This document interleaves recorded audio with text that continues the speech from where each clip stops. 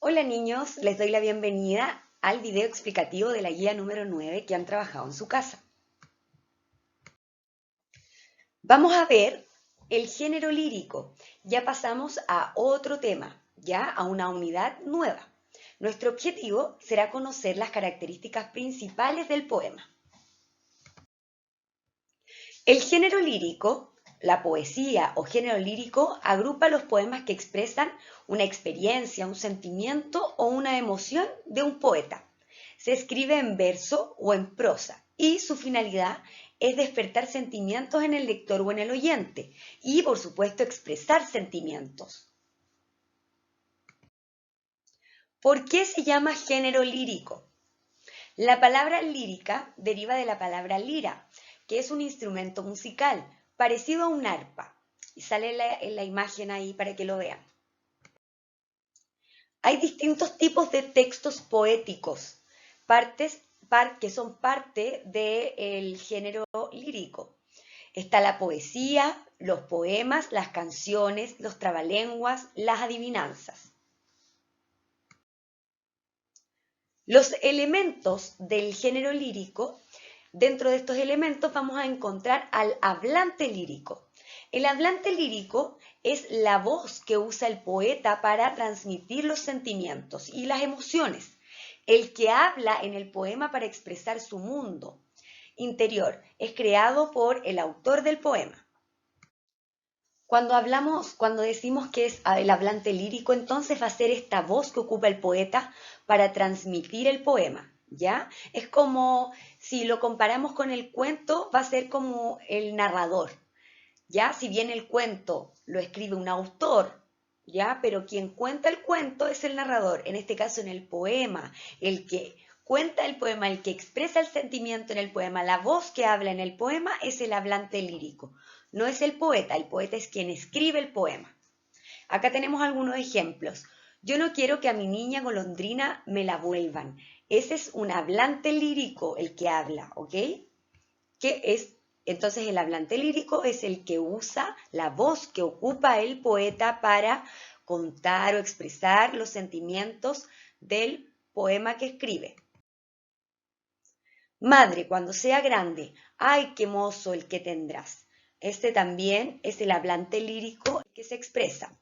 Era las 10:40, piloteaba mi nave, era mi taxi un Volkswagen del año 68. Esto es una canción ya de Ricardo Arjona, no sé si la conocen, pero en general todas las canciones tienen lírica, ¿ya? Y el que habla ahí no sería un hablante lírico en las canciones, sino que cuando están escritos como poema, ¿ok? Entonces esta voz que ocupa el poeta se va a llamar hablante lírico. El temple de ánimo. Les voy a leer acá un extracto y después les voy a dar la explicación. Señaladme la piedra en que caíste y la madera en que os crucificaron.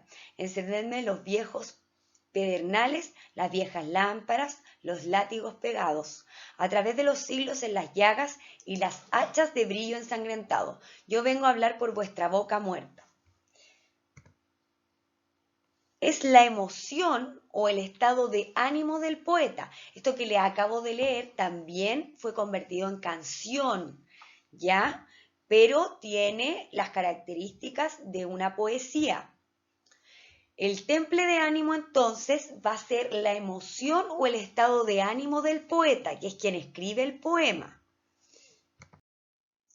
El motivo lírico es otro elemento presente en el poema o en las poesías.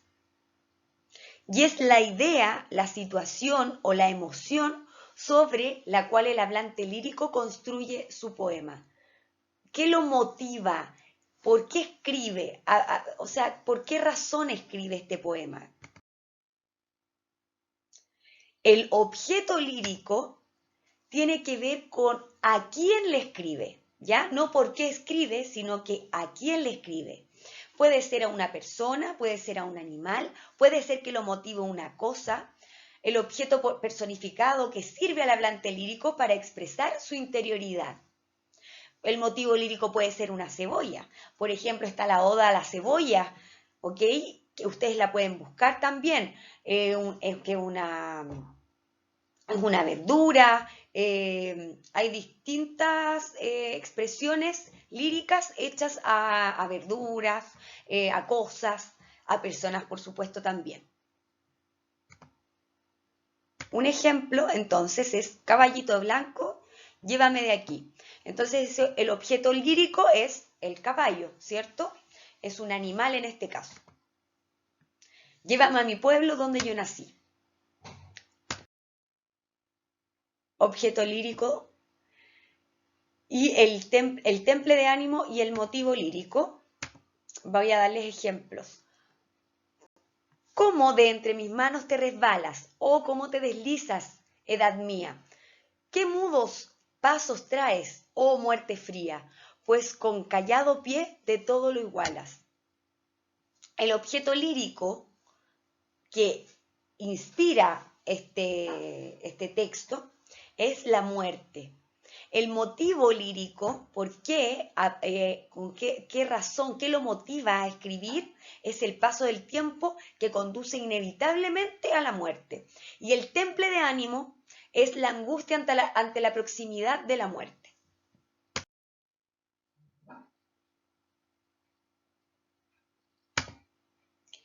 Dentro del poema vamos a encontrar un verso. ¿Ya? Este verso es una línea, un reglón escrita en un poema, solo la línea.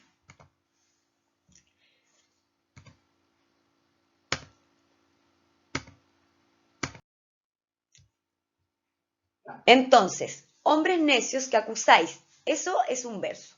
Solamente esta partecita que voy a marcar con amarillo. Esta parte es un verso y la estrofa va a ser el conjunto de versos.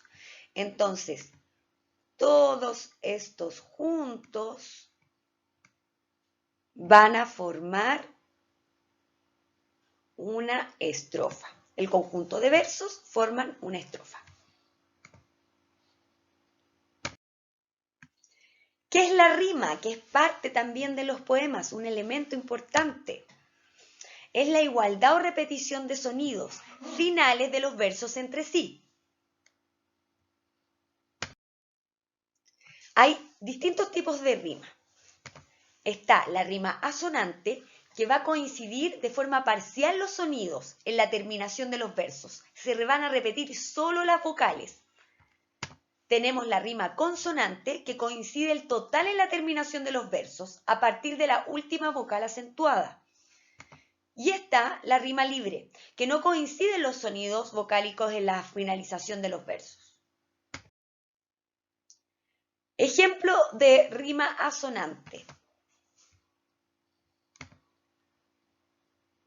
Al llegar medianoche y romper en llanto el niño, las 100 bestias despertaron y el establo se hizo vivo. Si nos damos cuenta, coinciden las vocales y se fueron acercando y alargaron hasta el niño sus 100 cuellos anhelantes, como un bosque sacudido. ¿Ya? Entonces la vocal O coincide en este poema. Ejemplo de rima consonante. Se llama La luna este texto. La luna me está mirando. Es una noche muy bella y yo suspiro cantando, solo para que me mire ella. Si nos damos cuenta, coincide la última vocal acentuada y las consonantes. La luna sonríe conmigo, yo la miro desde lejos, para ella soy su amigo, que le doy muchos consejos. La luna se está peinando su linda cabellera, a escondida la estoy mirando desde la vieja trinchera. Y el ejemplo de rima libre. En la noche del corazón, la gota de tu nombre lento en silencio circula y cae y rompe y desarrolla su agua. Si nos damos cuenta, acá no hay coincidencia ni de la última vocal ni de la consonante. Ejemplo de rima asonante. Se encontró una perla al abrir la tela.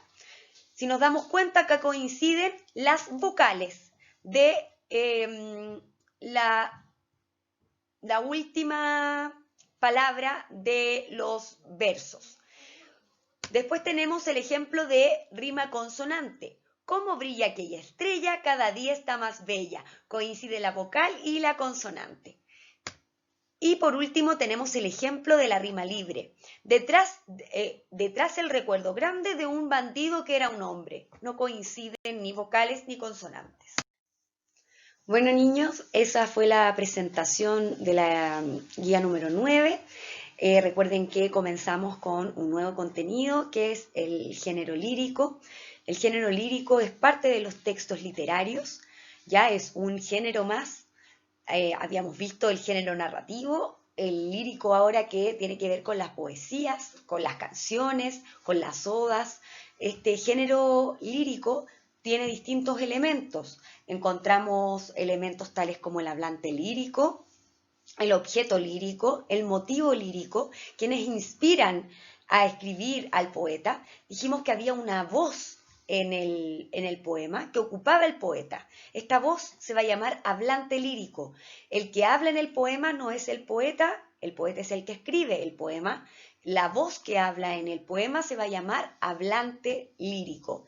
Dentro del poema vamos a encontrar rimas. Sabemos que los poemas ocupan rimas. Vamos a tener rimas asonantes, consonantes y rimas libres.